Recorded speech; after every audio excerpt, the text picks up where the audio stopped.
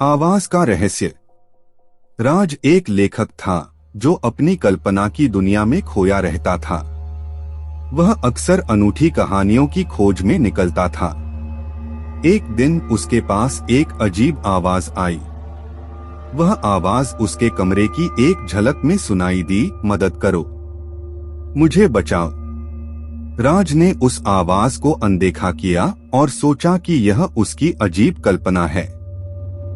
लेकिन रात को जब वह सो रहा था तो उसने फिर से वही आवाज सुनी। इस बार आवाज थी जोरदार और चिल्लाती हुई। उसने आंखें खोलीं और देखा कि उसके पास कोई नहीं था, लेकिन आवाज बार बार आ रही थी। राज ने अपनी पत्नी से कहा, तुम्हें कुछ सुनाई दिया? पत्नी ने कहा, नहीं, क्या हुआ? राज ने सोचा कि शायद वह अपनी कल्पना का शिकार हो रहा है, लेकिन आवाज बार बार आती रही। एक रात जब राज फिर से आवाज सुना तो उसने अपने कमरे की ओर दौड़ा। आवाज उसके एक अलमारी से आ रही थी। जब वह अलमारी खोली तो वहां एक पुरानी किताब पड़ी जो किसी भूतिया कहानी का था। राज ने कहा, क्या यही आवाज है? आवाज ने कहा, हाँ, मैं इस किताब का रहस्य हूँ, मुझे यहाँ से बाहर ले जाओ।